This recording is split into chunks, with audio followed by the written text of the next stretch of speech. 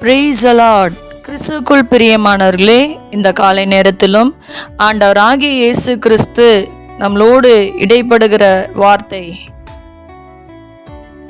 வெள்ளையடிக்கப்பட்ட கல்லறைகளாய் திருவிருந்தில் பங்கு பெறாதே. ஹல்லேலூயா. முதலாவது வெள்ளையடிக்கப்பட்ட கல்லறை என்பது என்ன? ஹல்லேலூயா. மத்தேயு 23:27 மாயக்காரராகிய வேதபாரகரே, பரிசேயரே, உங்களுக்கு ஐயோ, வெள்ளையடிக்கப்பட்ட கல்லறைகளுக்கு ஒப்பாய் இருக்கிறீர்கள். அவைகள் புறம்பே அலங்காரமாய் காணப்படும், உள்ளேயோ மரித்தவர்களின் எலும்புகளினாலும் சகல அசுத்தங்களினாலும் நிறைந்திருக்கும் என்று வேதம் இப்படி சொல்லுகிறது. ஹல்லேலூயா. வெள்ளை அடிக்கப்பட்ட கல்லறை நல்லா பார்க்குறதுக்கு நல்லா அலங்கரித்து நல்லா வெள்ளை அடித்து வெளியே பார்க்க ரொம்ப அழகாக இருக்கும். ஆனால் உள்ளே எலும்பு கூடுகளும் அசுத்தங்களும் நாத்தங்கள், அந்த பிரேத நாற்றம் எடுத்து இருக்கும். அதே போல தான் ஆண்டவரை பின்பற்றாத ஒவ்வொரு ஜனங்களும் வெள்ளையடிக்கப்பட்ட கல்லறைகளை போல இருப்பாங்க. காணிக்கைகளை சரியாக கிரமமாக செலுத்துவாங்க, எல்லா நேரம் ஜெபிப்பாங்க, ஜெப கூட்டங்களுக்கு செல்லுவாங்க, தவறாம ஆலயத்துக்கு வருவாங்க, எல்லா காரியத்திலையும் உபவாசிக்கிறதுலையும் எல்லா காரியத்திலையும் சரியா இருப்பாங்க. ஆனால் ஆண்டவருக்கு ஏற்றபடி இருக்க மாட்டாங்க. வேதபாரகர்கள், பரிசேயர்கள் அப்படிதான் இருந்தாங்க. அதனால தான் அவர்களை பார்த்து ஆண்டவர் வெள்ளையடிக்கப்பட்ட கல்லறைன்னு சொல்லி சொன்னாங்க.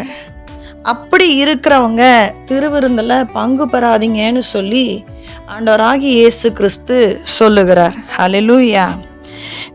நம்ம கலாத்தியர் 5ஆம் அதிகாரத்தில் சொல்லப்பட்ட பாவங்களில் ஏதாவது ஒரு பாவம் இருக்குதுன்னா நம்மளை நாமளே சுத்திகரித்து கொள்ள வேண்டியதாக இருக்கிறோம்.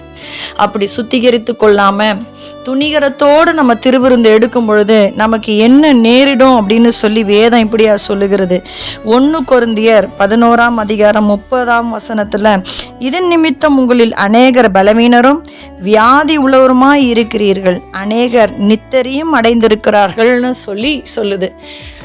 அதாவது பாவம் செஞ்சுட்டு துணிகரமா திருவிருந்து எடுக்கிறதுக்கு பலிபீடத்துக்கு நேராக நீங்கள் வருவீங்கன்னா நமக்கு சிலருக்கு வியாதி வரும்னு சொல்கிறாங்க, சிலருக்கு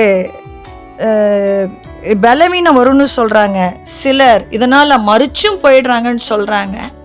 அப்படி நமக்கு வராதபடிக்கு எச்சரிக்கையோடு திருவிருந்து எடுக்கிறதுக்கு முன்னதாகவே நம்மளை சுத்திகரித்து ஆயத்தமாகி நம்ம திருவிருந்து எடுக்கும்படியாய் பலிபீடத்துக்கு நேராக கடந்து வரணும்னு சொல்லி ஆண்டவராகிய இயேசு கிறிஸ்து திருவிருந்தின் முக்கியத்துவத்தை சொல்லுகிறார். ஹல்லேலூயா. அவருடைய சரீரத்தையும் அவருடைய இரத்தத்தையும் பானம் பண்ணும் பொழுது ஜாக்கிரதை உள்ளவர்களா நம்ம வரணும்னு சொல்றாங்க. குற்றம் உள்ளவர்களா அப்படி வரக்கூடாதுன்னு சொல்லி ஆண்டவராகிய இயேசு கிறிஸ்து நமக்கு சொல்லுகிறார். ஹல்லேலூயா. ஹல்லேலூயா. முன்பு காலங்களெல்லாம் ஆசாரியர்கள் பலிபீடத்துக்கு நேராக வரணும்னா நிறைய சுத்திகரிப்பு பண்ணணும், நிறைய காரியங்கள் இருக்குது. அவங்க காலில் மணியை கட்டி தான் முன்னே அனுப்புவாங்க. கொஞ்சம் பரிசுத்த குலைச்சல் இருந்தாலும் பலிபீடத்துக்கு முன்பதாகவே என்ன செஞ்சுருவாங்க, மறிச்சு போயிடுவாங்க. அப்போ அந்த மணி சத்தம் கேட்கலான்னா என்ன செய்வாங்க, பிடிச்சி இழுப்பாங்க, அந்த கயிறை பிடிச்சி இழுத்து தான் வெளியே பிரேதத்தை எடுப்பாங்க. ஆனால் அந்த மாதிரி தேவனிடத்தில் கிட்டி சேரக்கூடாதபடிக்கு இருந்த காரியத்தில் தேவன் நம்மளுக்காக சிலுவையில் மரித்ததுனால என்ன ஆகுது, அந்த தெரசியில் 2ஆக கிழிஞ்சதுனால இன்னைக்கு நீங்களும் நானும் பலிபீடத்துக்கு சுதந்திரமாக நம்ம போகிறோம். ஹல்லேலூயா. அவர் பெற்றுத்தந்த இந்த சுதந்திரத்தை, அவர் பெற்றுத்தந்த இந்த விடுதலையை நம்ம அஜாக்கிரதையோடு பரிசுத்தம் இல்லாமல் குற்றத்தோடு நம்ம அவர் முன்னாடி பாவத்தோடு போகாதபடிக்கு எச்சரிக்கையாக இருக்கும்படிக்கு ஆண்டவர் இந்த நாளில் பேசி கொண்டு இருக்கிறார். ஹல்லேலூயா. நான் குடிப்பேன், நான் சிகரெட் பிடிப்பேன், நான் வேசித்தனம் பாவம் பண்ணுவேன், இன்னும் என்னென்ன பாவங்கள்லாம் இருக்கோ நான் சேர்ந்துட்டு சண்டே மட்டும் ஞாயிற்றுக்கிழமை மாத்திரம் நான் நல்லா பரிசுத்தமாக வருவேன் பைபிளை தூக்கிட்டு அப்படின்னா அது துணிகர பாவத்திற்கு அடையாளமாக இருக்குது. ஹல்லேலூயா. 6 நாளும் பைபிள் எடுக்கிறது கிடையாது, ஜெபம் பண்ணுறது கிடையாது. கடைசி ஒரு நாள் மட்டும் தூசி தட்டி பைபிள் எடுத்துட்டு நீங்கள் ஆலயத்துக்கு வந்து பலிபீடத்தில் வந்து நீங்கள் திருவிருந்து எடுக்கிறீங்கன்னா அது பாவம். ஹல்லேலூயா, ஹல்லேலூயா. ஒருவர் மேலே கசப்பு இருந்ததுன்னா அது பாவம்னு சொல்லி ஆண்டவர் சொல்கிறாங்க. ஹல்லேலூயா. மன்னிங்க. ஆண்டவர் எல்லாரையும் மன்னித்தது போல நீங்களும் ஒருவருக்கொருவர் மன்னித்து அரவணைப்போடு ஆறுதலோடு ஒருவருக்கொருவர் இருங்க. கடைசி காலம் ஆயிற்று, அன்பு தணிந்து போம்னு சொல்லி ஆண்டவர் சொல்கிறாங்க.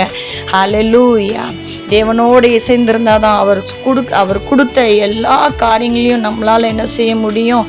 பின்பற்ற முடியும். அவர் வேதத்தில் சொன்ன எல்லா காரியங்களையும் நம்மளால் நேசிக்க முடியும். ஹல்லேலூயா, ஹல்லேலூயா. கிரியில்லாத விசுவாசம் செத்ததாய் இருக்கிறதுன்னு சொல்லி சொல்கிறாங்க. எனக்கு பக்தி இருக்குது, அவர் மேலே விசுவாசம் இருக்குதுன்னு சொல்கிறதுல பிரயோஜனம் இல்லை. அவர் சொன்ன காரியங்களில் உங்களுடைய கிரியைகள், அதாவது உங்களுடைய செயலில் வெளிப்படுத்தும் பொழுது அவர் மேலே நீங்கள் பிரியமாக இருக்கிறீங்கன்னு சொல்லி அவர் உங்களை நேசிப்பார். நீங்கள் பரலோகத்திற்கு செல்வதற்கு, அந்த ஜீவ கிரீடத்தை பெற்றுக்கொள்வதற்கு தகுதியாக இருப்பீங்க. இல்லாட்டி இங்கே இருக்கிற ஒவ்வொருவரும் வெள்ளையடிக்கப்பட்ட கல்லறைகளாய் வெளியே பார்க்கறதுக்கு நல்ல பட்டுப்புடவை எல்லாம் கட்டி நல்லா கோட் ஷூட்லாம் போட்டு நல்லா பந்தாவாக வந்து கார்லேயே வந்து இறங்கினாலும் வெளி தோற்றத்திற்கு பார்க்க அலங்கரிக்கப்பட்டது போல இருந்தாலும் உள்ள அசுத்தத்தை வைத்து இருந்தால் பரலோகத்துக்கு போக முடியாது. மனம் திரும்பும்படி ஆண்டவர் இந்த நாளில் அழைப்பு விடுக்கிறார். ஹல்லேலூயா. அதனால் வெள்ளையடிக்கப்பட்ட கல்லறைகளாக நீங்கள் என்ன செய்யாதீங்க, திருவிருந்து எடுக்க வராதீங்க. அது உங்களுக்கு வியாதியை கொண்டு வரும், பலவீனங்களை கொண்டு வரும், சில நேரங்களில் மரணத்தை கொண்டு வரும்னு சொல்லி ஆண்டவர் இந்த நாளில் எச்சரிப்பு விடுக்கிறார். ஹல்லேலூயா. மனுஷன்தான் முகத்தை பார்ப்பான், உங்கள் ஸ்டேட்டஸை பார்ப்பான், உங்கள் பணத்தை பார்ப்பான். ஹல்லேலூயா. ஆனால் தேவன் இருதயத்தை பார்க்கிறவராக இருக்கிறார். நீங்கள் எவ்வளோ அசுத்தத்தில் இருக்கிறீங்க, நாம் எவ்வளோ அசுத்தத்தில் இருக்கிறோம் அப்படிங்கிறத அவர் அறிவார். ஹல்லேலூயா. அதனால தான் ஆண்டவர் சொல்கிறாரு, வெள்ளையடிக்கப்பட்ட கல்லறைகளாய் திருவிருந்தில் பங்கு பெறாதேன்னு சொல்லி சொல்கிறாங்க. நிறைய ஆலயங்களில் பார்த்தீங்கன்னா யார் வந்து அசுத்தத்தில் இருக்கிறீங்கன்னு கேட்குறதே கிடையாது. யார் குடிப்பழக்கம் இருந்தால் தயவு செய்து முன்ன வந்து திருவிருந்தில் பங்கு பெறாதீங்கன்னு சொல்கிறது கிடையாது. ஸ்மோக் பண்ணுற பழக்கம் இருந்தால் திருவிருந்தில் பங்கு பெறாதீங்கன்னு சொல்கிறது கிடையாது. இதெல்லாம் பாவ கணக்கிலே வைக்கிறது கிடையாது. மனம் திரும்புங்கள், பரலோக ராஜ்யம் சமீபத்து இருக்கிறது என்று கர்த்தர் எச்சரிக்கிறார். ஆண்டவருடைய வருகை சமீபமாக இருக்கிறது என்று ஆண்டவர் இந்த நாளில் எச்சரிக்கிறார். ஹல்லேலூயா. அவருடைய இரத்தத்தையும் அவருடைய சரீரத்தையும் குறித்து, அவர் பட்ட பாடுகளை குறித்து எந்த ஒரு கவலையும் இல்லாதபடிக்கு, அதை நினைவு கூறாதபடிக்கு ஏதோ ஒரு சடங்காச்சாரம் போல வந்து மாதத்தின் முதல் நாள் இந்த திருவிருந்தை எடுத்துட்டு செல்லுகிற ஒவ்வொரு நபர்களுக்காக இதை பேசிக்கொண்டு இருக்கிறார்.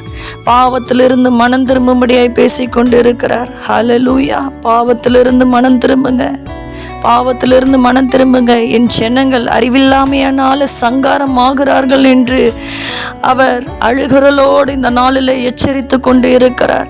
இல்லை என்றால் பலவீனப்படுவீர்கள், இல்லை என்றால் வியாதிப்படுவீர்கள், இல்லை என்றால் மரணம் சம்பவிக்கும் என்பதாய் அவர் எச்சரித்து கொண்டிருக்கிறார். ஹல்லேலூயா. பாவத்திலிருந்து விடுபட்டு நீங்க இந்த திருவிருந்தில் பங்கு பெறும்படியாய் அழைக்கிறார். திருவிருந்த நிராகரிக்கிறதும் ஒரு பாவமே, திருவிருந்துக்கு நீங்க போகாமல் இருக்கிறதும் பாவம் என்று சொல்லுகிறார். ஏன்னா அவர் வருமளவும் நீங்க நினைவு கூறணும், மாம்சத்தை ரத்தத்தையும் புசிக்கணும்னு சொல்லி இருக்கிறார். அதனால மனம் திரும்பி முழு மனதோடு திருவிருந்து எடுத்து பரிசுத்தமாய் பலிபீடத்திற்கு வந்து திருவிருந்து எடுத்து செல்லுமாறு அவர் உங்களை வாழ்த்துகிறார். ஆமேன். ஹல்லேலூயா.